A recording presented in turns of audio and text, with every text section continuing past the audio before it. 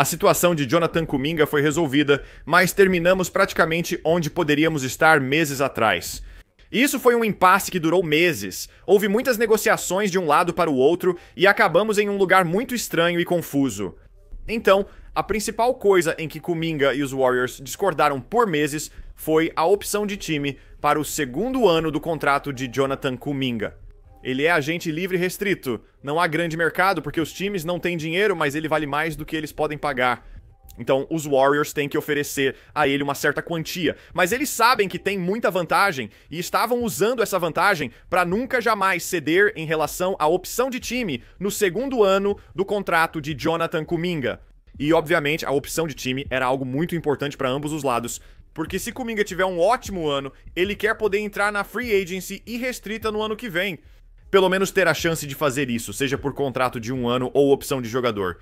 Ele queria lucrar com a free agency irrestrita no próximo verão, em vez da restrita nesta off-season, enquanto os Warriors querem o oposto.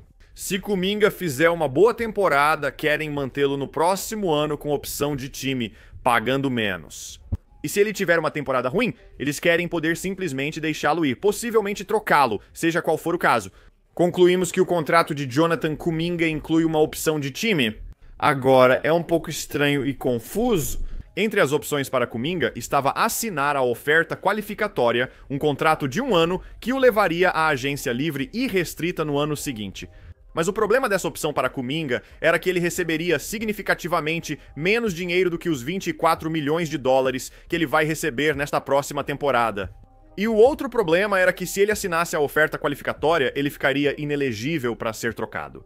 Então, basicamente, o que estão dizendo sobre isso, e eu sou muito cético em relação a isso, aliás, mas o que estão dizendo é que os Warriors estão colocando a opção de time justamente para que você não fique na oferta qualificatória. Você recebe mais dinheiro este ano e pode ser trocado no meio do ano, em vez de ficar inelegível a temporada inteira. A opção de time existe para possibilitar isso. Quando chegar a próxima off-season, recusaremos a opção de time e renegociaremos seu contrato independentemente do que acontecer. Tudo isso parece ótimo, mas os Warriors ainda têm a opção. Se daqui a 9 meses chegarmos à off-season e Kuminga tiver um ano incrível, eles podem só exercer a opção e mantê-lo por 24 milhões de dólares. Não importa o que digam agora, nem as promessas de rasgar e renegociar o contrato. As organizações da NBA não estão no ramo de fazer favores para os jogadores nesse nível. Se for benéfico para eles aceitar a opção do time e depois fazer outra coisa, é isso que eles vão fazer. Então é uma situação muito estranha para mim. Francamente, estou chocado que essa seja a conclusão a que chegamos. Após meses de negociação, eles aceitaram a opção do time de qualquer forma. Eles não fizeram a oferta qualificatória, não fizeram um contrato mais longo, não garantiram para ele muito mais dinheiro em comparação ao que o Warriors ofereceu inicialmente. E tudo o que isso fez foi criar uma situação muito estranha em torno de Kuminga e do time. E estou muito interessado em ver agora como isso vai impactar a temporada do Warriors daqui pra frente. Kuminga não terá um grande ano por não estar tão envolvido com o time? Definitivamente, essa é uma organização que já teve esse tipo de histórico, seja com Draymond, seja com Jordan Poole, seja com Kevin Durant. Situações estranhas ao redor do time já impactaram negativamente a temporada, e isso preocupa agora com Kuminga. Sim, ele está no time, o que é positivo, mas pode ser trocado antes do fim da janela. Se for assim que as coisas acontecerem para os Warriors, esse é um grande objetivo deles, ter essa peça de troca este ano e na próxima off-season. Isso é tudo positivo, mas o caminho que levou até aí definitivamente não é. O principal ponto aqui retorno, além da escolha de time, jogador e toda a negociação, é: eu não entendo como os Warriors não demonstraram mais interesse em um cenário de sign and trade durante toda essa situação. Eu consigo entender a vantagem que eles tinham, consigo entender a opção de time, consigo entender o fato de que eles querem mantê-lo como uma peça de troca, potencialmente a longo prazo. Mas a oferta na mesa de Kuminga, mais algum salário em troca de Malik Monk e uma escolha de primeira rodada. Já falei antes, aceitaria isso agora. Se fosse os Warriors, Malik Monk é bom, oferece arremesso. Eles precisam de mais jogadores criativos, pois não têm armadores suficientes que criam jogadas. Eles precisam de espaçamento, mais arremessadores e ainda ganham uma escolha de primeira rodada dos Kings. Eu realmente não entendo como essa não foi a conclusão dessa situação.